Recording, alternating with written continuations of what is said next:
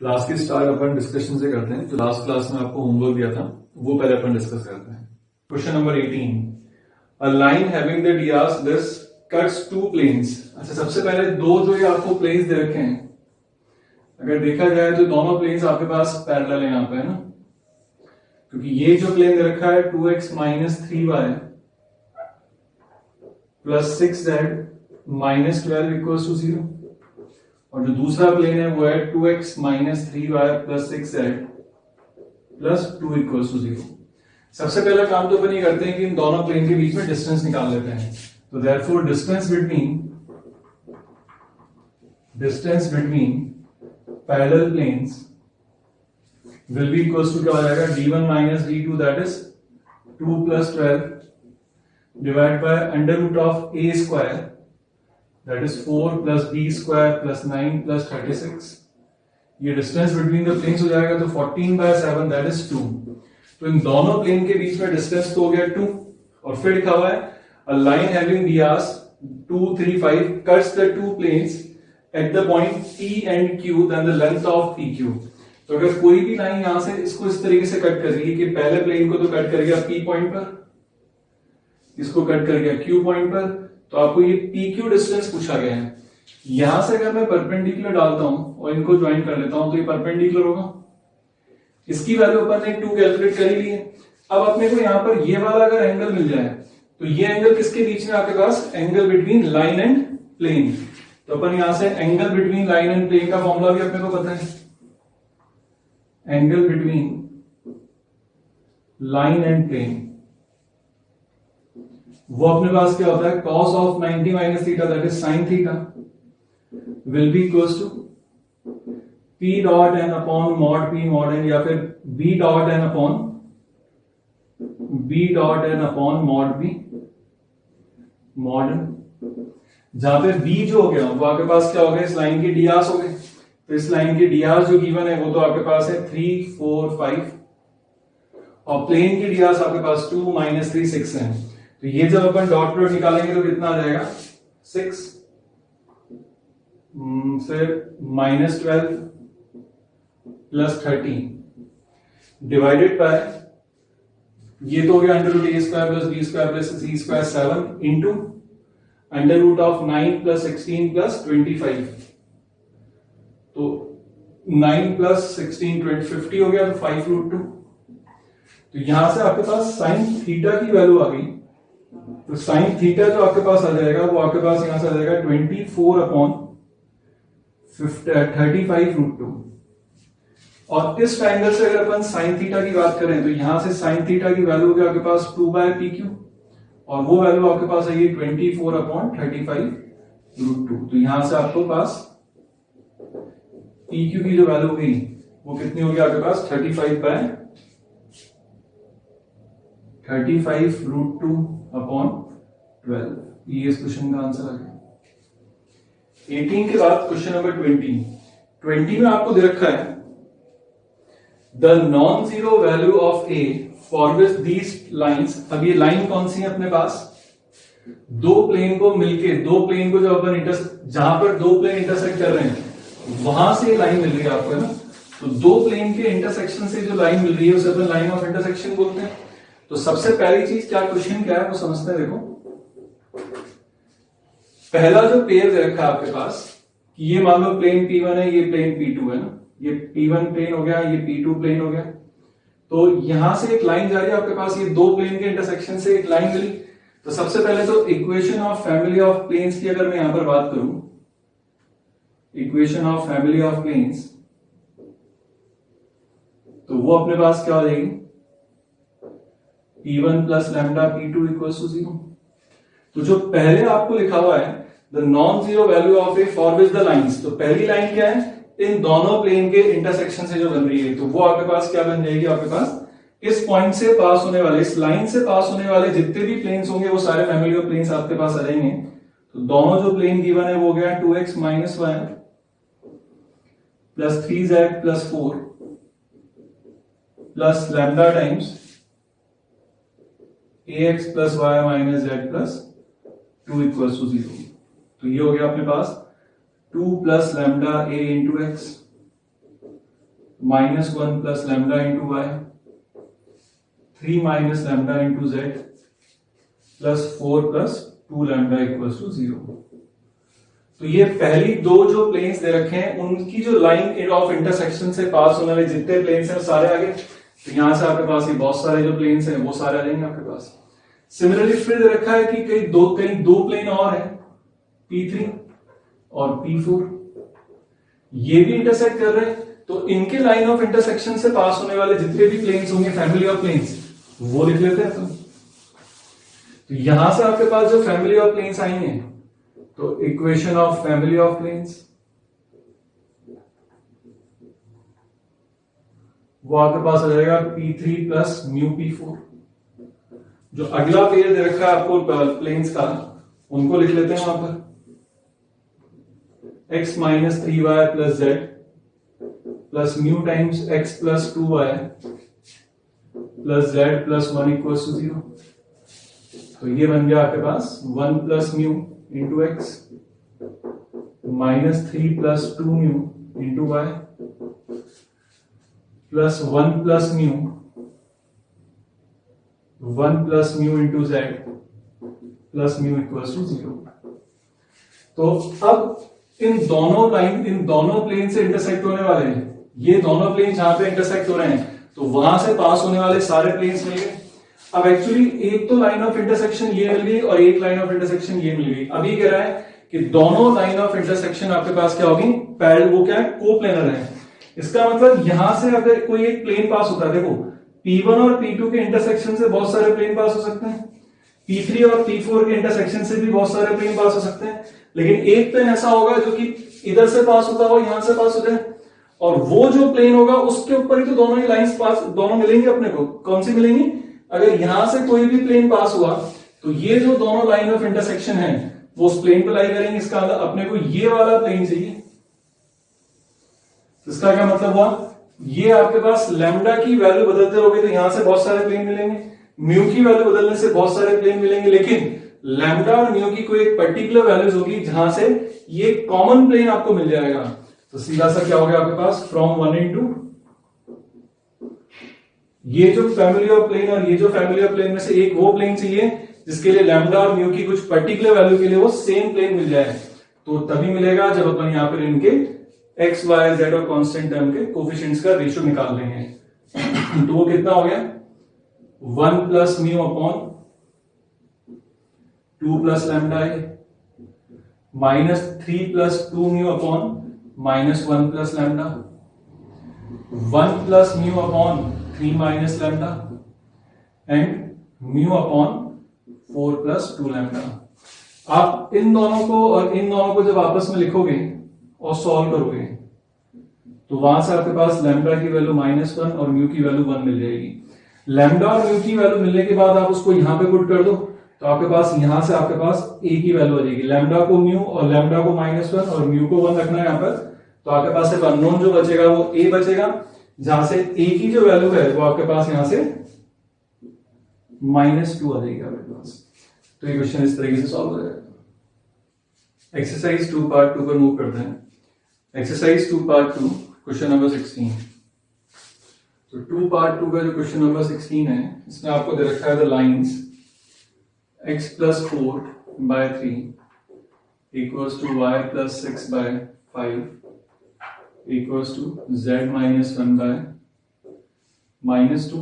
तो एक तो ये लाइन होगी और एक जो लाइन आपको दे रखी है 3x minus 2y plus z plus 5 equals to 0 and 2x plus 3y plus 4z minus a equals to 0।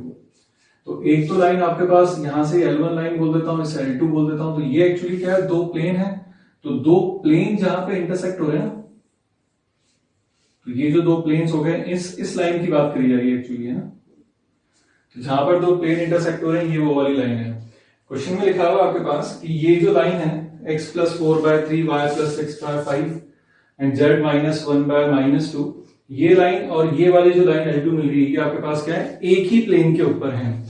तो अगर मैं इस लाइन के ऊपर अगर कोई भी लैम्डा करके कोई भी पॉइंट अगर मैं अज्यूम कर लेता हूं, तो any point on this line B कोई भी पॉइंट अगर अपन अज्यूम करें तो उसको P बोल देता हूं, तो P पॉइंट कितना हो जाएगा आपके पास 3 lambda minus 4, 5 lambda minus 6, minus 2 lambda plus 1। ये इसके ऊपर हो गया। अब ये कह रहा है कि ये दोनों की दोनों लाइन एक ही प्लेन के ऊपर है आपके पास। इसका मतलब क्या हुआ कि ये वाली लाइन, एक तो ये वाली लाइन और साथ में ये वाली लाइन अगर एक ही प्लेन के ऊपर है, इसका मतलब ये जो पॉइंट आपके पास आया है ये उस प्लेन के ऊपर होगा। तो इसका मतलब वो जो पॉइंट आपके पास आया, ये जो पॉइंट आया, ये दोनों प्लेन को क्या करेगा, सेटिस्फाई भी करेगा, क्योंकि सीधा से क्या रखा है, ये दोनों लाइन आपके पास कोप्लेनर हो गई आपके पास। ठीक है, तो ये जो लाइन है, तो अपन क्या हो सकते हैं, since L1 and L2 are coplanar, अगर L1 और L2 कोप्लेनर हैं तो therefore point P must lies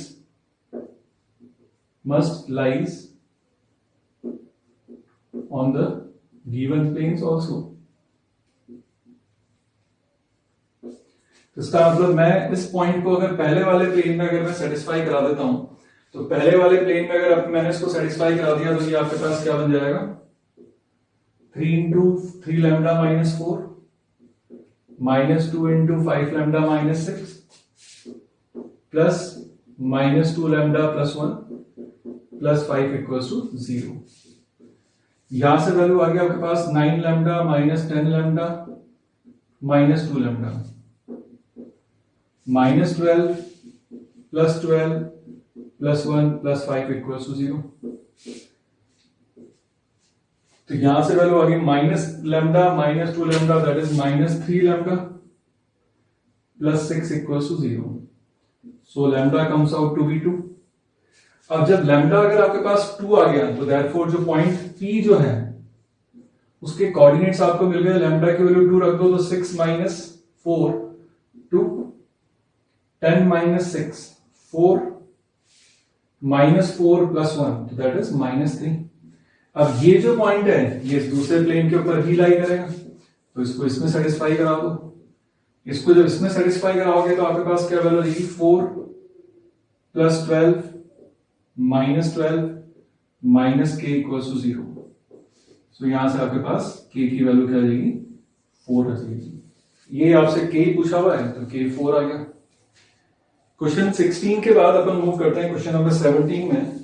17 में लिखा हुआ है about the line the plane this is rotated till the line passes through the origin. ठीक है, till the plane passes through the origin. Now this is the equation of new plane, then alpha square beta square क्या होगा ना। तो question number 17 की अगर अपन बात करें तो उसमें आपको दे रखा है कि एक लाइन दे रखी है,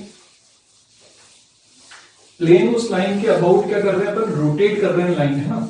तो लाइन जो है वो उस प्लेन के ऊपर है, वो अपन वेरीफाई भी कर सकते हैं। देखो क्वेश्चन नंबर 17 के अंदर जो लाइन आपके पास लिखी हुई है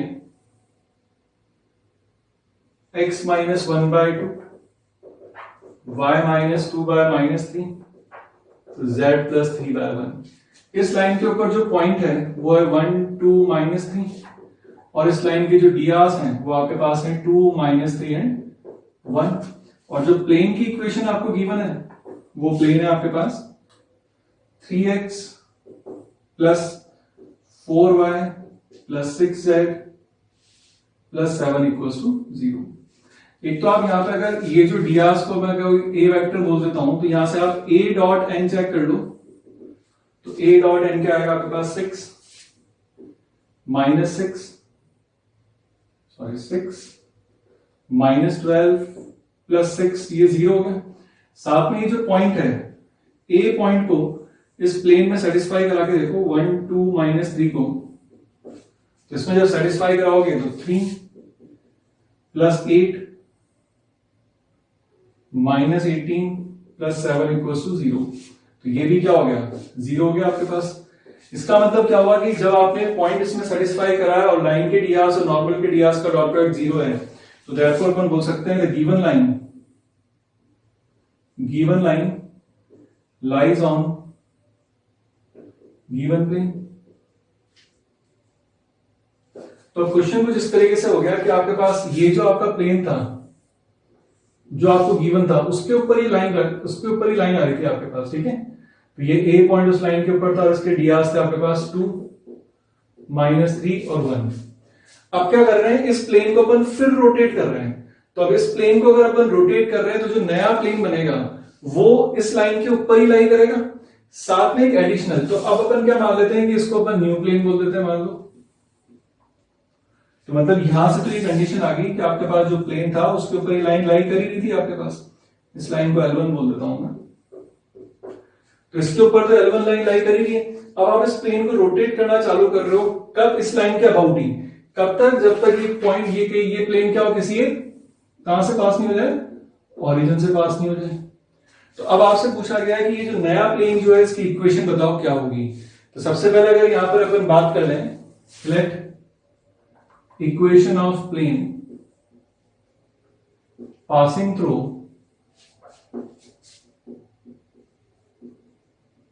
ओरिजिन,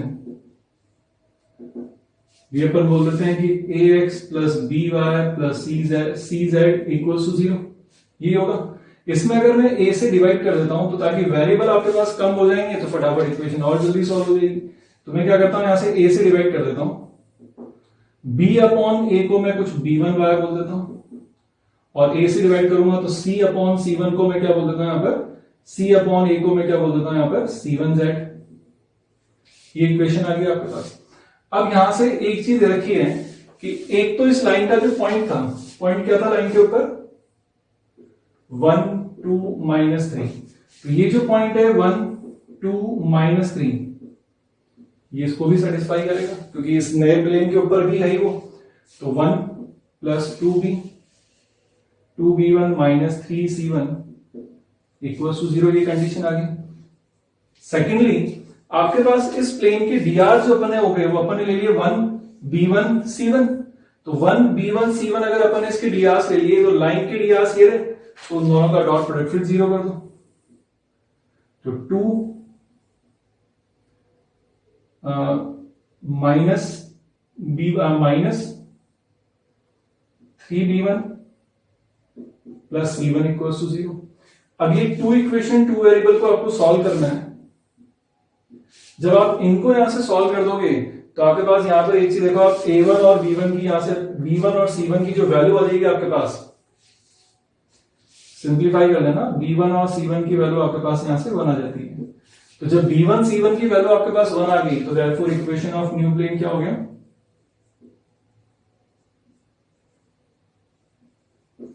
ये 1 1 हो गया। तो इक्वेशन ऑफ प्लेन हो गई x plus y plus z equals to 0।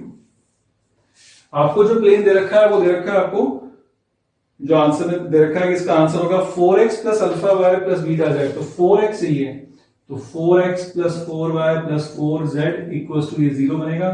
तो बीटा और गामा की वैल्यू आपके पास 4 आ जाएगी। तो beta square plus gamma square जो होगा वो alpha square plus beta square, मतलब अल्फा और बीटा। तो अल्फा और बीटा 4 होगा तो alpha square plus beta square आपके पास यहां से 16 आ जाएगा। Exercise 2 part 4 comprehension 3। इसमें कॉम्प्रेंशन 3 में आपको क्या चीजें गिवन है, देखो इसमें कॉम्प्रेंशन 3 में आपको दे रखा है कि एक पिरामिड है जिसका बेस जो है वो स्क्वायर है। तो ये पिरामिड जो हो गया इसका बेस तो हो गया स्क्वायर, ABCD, ठीक है। और पिरामिड है तो ये E पॉइंट हो गया, यहां पर मान लेते हैं।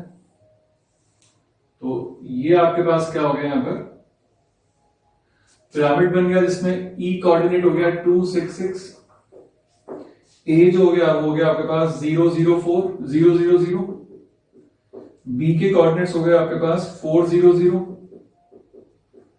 C के कोऑर्डिनेट्स आपको दे रखे हैं 4 0 4, और D के कोऑर्डिनेट्स आपको दे रखे हैं 0 0 4, ठीक है। ये D के इनके सबके कोऑर्डिनेट्स हो गए आपके पास। फर्दर इसमें पूछा हुआ आपसे वॉल्यूम ऑफ द पिरामिड। तो वॉल्यूम ऑफ पिरामिड अपने पास क्या फॉर्मूला होता है, तो volume of pyramid will be equals to 1/3 of area of base into height। अब बेस में जो है वो आपके पास क्या है, एक स्क्वायर है। स्क्वायर मतलब क्या हो गया, पैरेललोग्राम हो गया। तो एरिया ऑफ बेस की अगर मैं बात करूं तो area of base will be equal to what 1/2 modulus of A B cross AD कर देते हैं।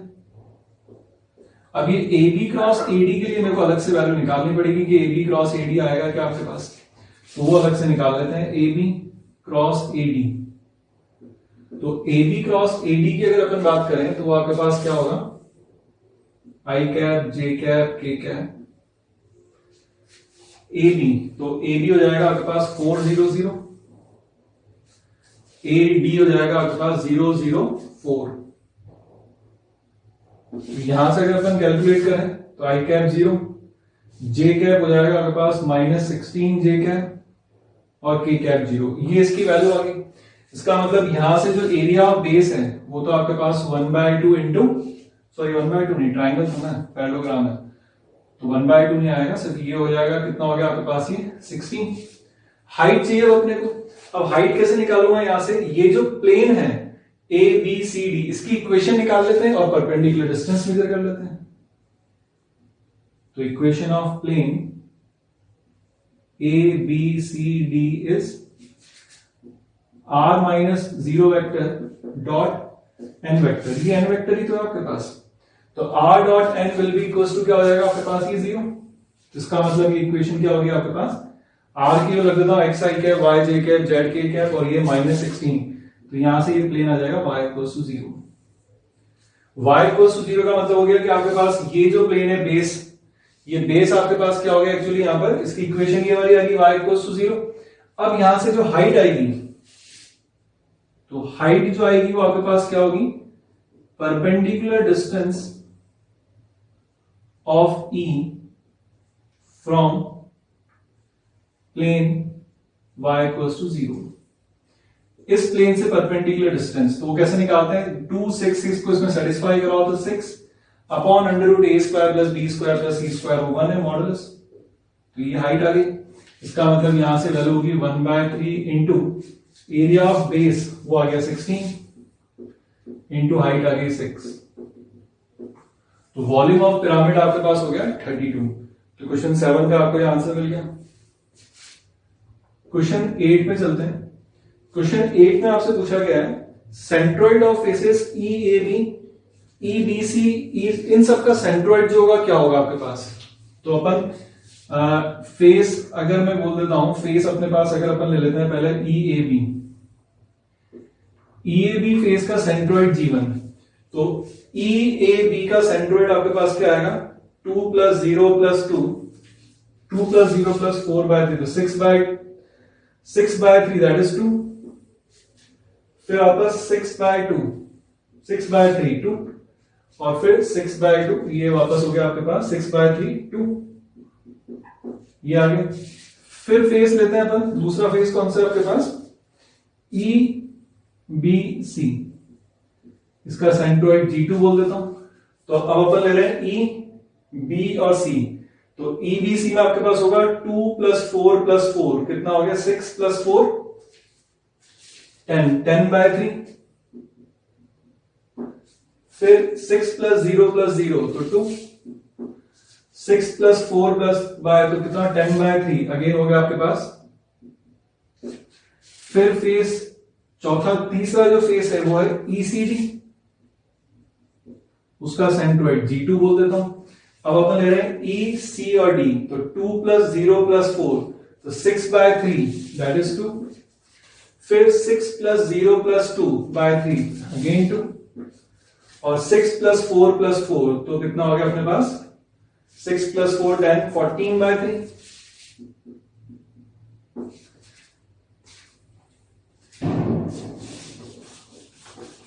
एक और जो अपने पास फेस बचा, वो एक और फेस कौन सा है अपने पास, लास्ट जो फेस है EDA, तो फेस जो आपके पास EDA हो गया,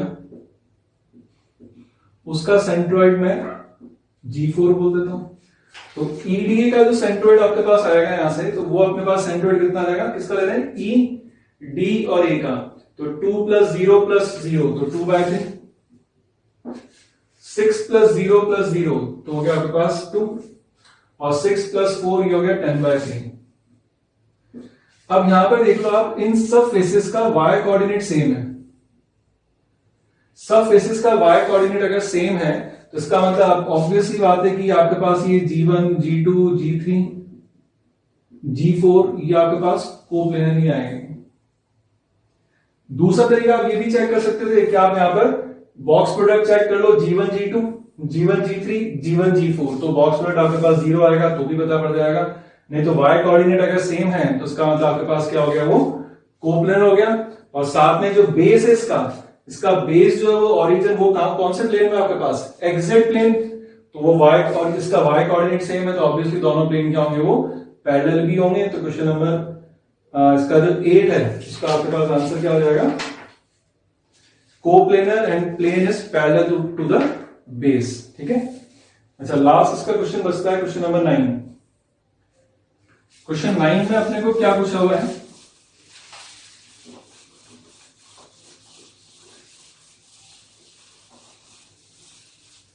क्वेश्चन 9 में आपसे पूछा गया इसमें orthocentre of triangle A B D. अच्छा ये जो अगर देखा जाए तो आपके पास यहां पर ये ए बी सी और ये डी, ये जो ट्राइंगल है ये राइट एंगल है ए बी डी, इसका मतलब ए जो है ये आपके पास क्या है, ऑर्थो सेंटर ही है। तो अब ऑर्थो सेंटर का आपसे डिस्टेंस पूछा गया है प्लेन ई बी सी से, तो अपने को equation of plane E B C अब लिखनी पड़ेगी। तो equation of plane E B C क्या आएगी आपके पास, x minus 2 y minus 6 z minus 6, E B C का ले रहे ना अपन।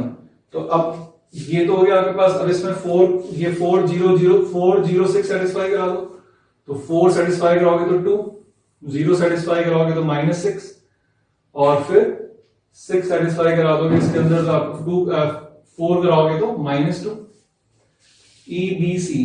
तो यहां पर अगर आप इस वापस सेटिस्फाई कराओगे तो 4 फिर सेटिस्फाई कराया तो 2, 0 कराओगे तो -6, और फिर वापस 0 कराओगे तो -6 will be equal to 0।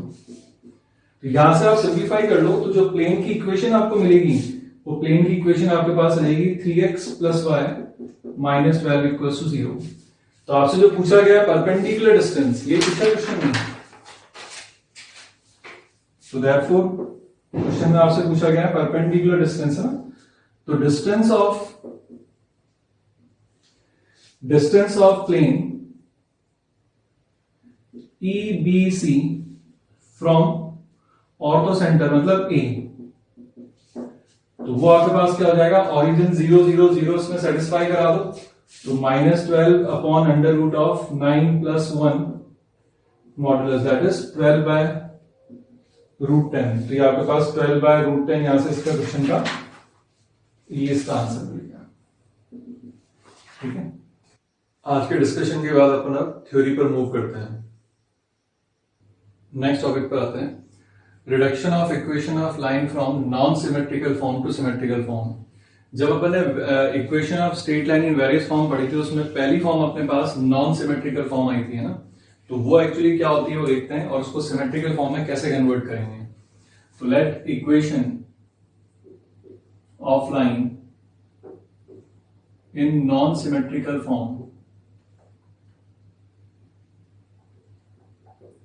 Non symmetrical form भी, लाइन की इक्वेशन नॉन सिमेट्रिकल फॉर्म का मतलब होता है इक्वेशन ऑफ लाइन जो कि दो प्लेन के इंटरसेक्शन से मिलकर बनी हुई है ना, तो वो आपके पास क्या हो जाएगी, पहला plane a1x + b1y + c1z + d1 = 0, and दूसरा plane a2x + b2y + c2z + d2 = 0।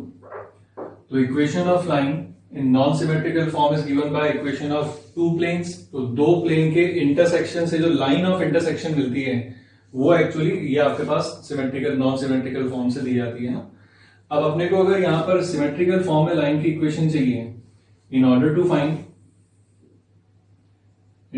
Find equation of line in symmetrical form, symmetrical form में फाइंड करने के लिए अपने को दो चीजों की जरूरत पड़ती है।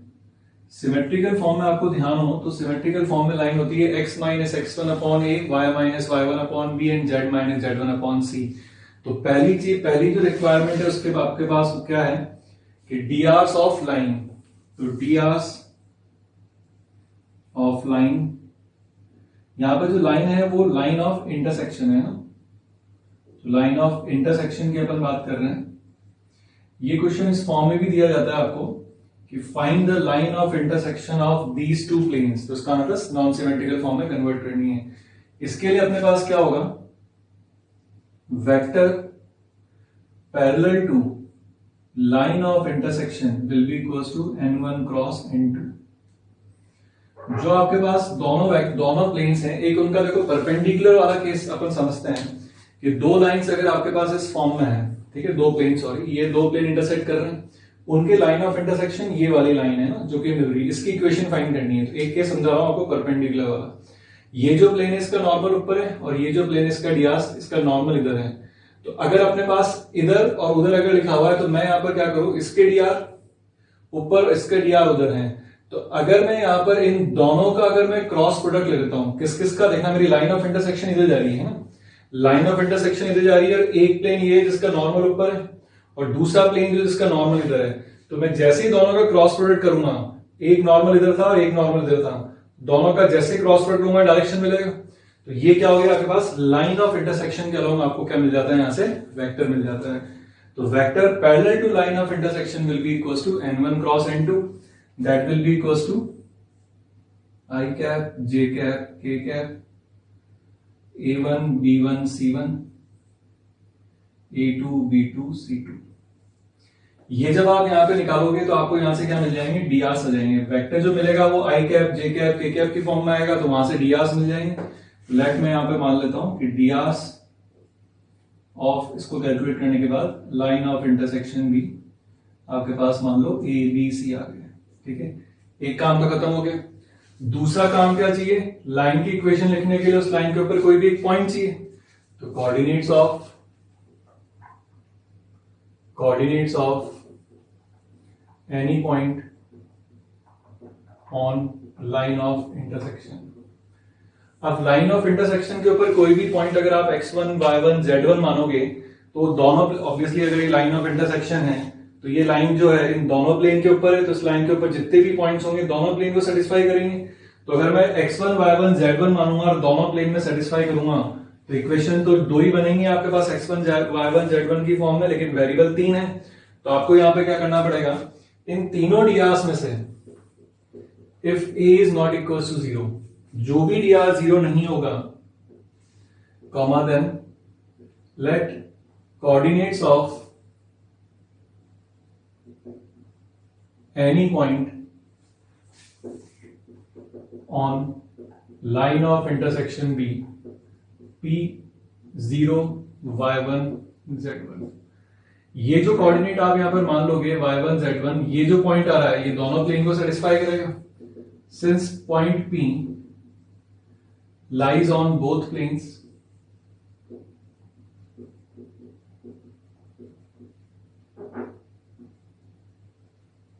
तो देयरफॉर दोनों प्लेन में सेटिस्फाई करा दो तो इक्वेशन मिल जाएगी आपको b1 y1 plus c1 z1 plus d1 equals to 0 and b2 y1 plus c2 z1 plus d2 equals to 0।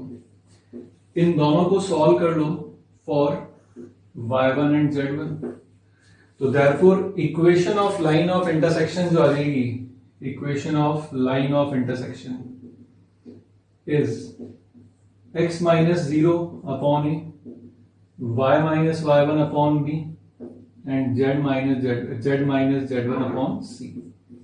अब ये जो लाइन ऑफ इंटरसेक्शन आई है ना, अपन ने कोई भी एक कोऑर्डिनेट लिया हुआ है, ऐसे तो बहुत सारे कोऑर्डिनेट हो सकते हैं लाइन के ऊपर।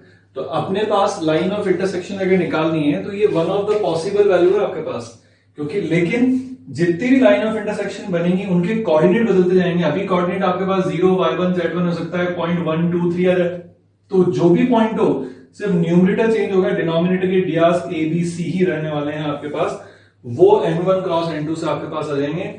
कोऑर्डिनेट कोई सा भी हो सकता है, वो आपको ऑप्शन से चेक करना पड़ेगा कि आप अगर सिर्फ लाइन ऑफ इंटरसेक्शन पूछा हुआ है तो ये आंसर सब्जेक्टिव है तो खत्म हो गया। अगर ऑब्जेक्टिव क्वेश्चन है तो आपको पहले वो ऑप्शन आपको एक्सेप्ट करना पड़ेगा जिसके डीआर्स n1 क्रॉस n2 से आ जाएंगे। फिर यहां पे जो कोऑर्डिनेट दिखेंगे आपको उस पॉइंट को दोनों प्लेन में सेटिस्फाई करके देख लेना। वो वाला पॉइंट जो कि वो वाला ऑप्शन एक्सेप्ट होगा सबसे पहले तो जिसके डीआर्स n1 क्रॉस n2 आ जाएंगे आपके पास, ठीक है।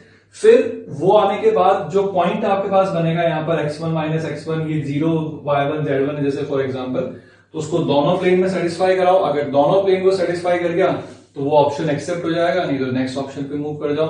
और सब्जेक्टिव है तो बस वो यही खत्म हो गया आपके पास, यही आंसर रह जाएगा। लाइन ऑफ इंटरसेक्शन पे क्वेश्चन लेते हैं। Find the equation of line of intersection of these two planes. ये ऐसे पूछा जा सकता था, find the reduce this equation of plane in symmetrical, equation of line in symmetrical form. तो लाइन की इक्वेशन अगर सिमेट्रिकल फॉर्म में चाहिए, लाइन ऑफ इंटरसेक्शन चाहिए, तो आपको सबसे पहले क्या फाइंड करना पड़ेगा, DRs of line of intersection. अब DRs of line of intersection के लिए पहले फाइंड करना पड़ेगा आपको vector parallel to line of intersection, that will be n1 cross n2। तो वो आ जाएगा आपके पास i cap j cap k cap. n1 हो गया 4 4 माइनस 5, ये हो गया 8 12 माइनस 13। तो ये वैल्यू आ जाएगी आपके पास minus 52 plus 16 i cap, minus j cap के साथ कितना आएगा माइनस 52 प्लस 40 j कैप, और k कैप के साथ आ जाएगा 48 माइनस 32 k कैप।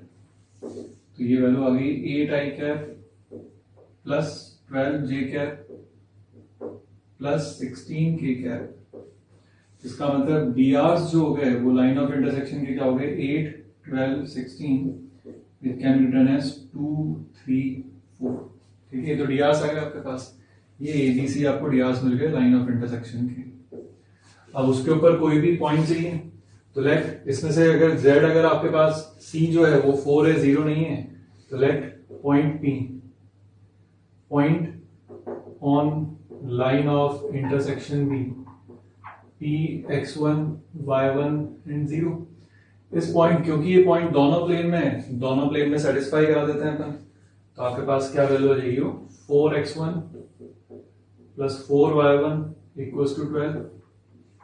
एंड फिर दूसरे प्लेन में कराएंगे तो 8x1 plus 12y1 equals to 32।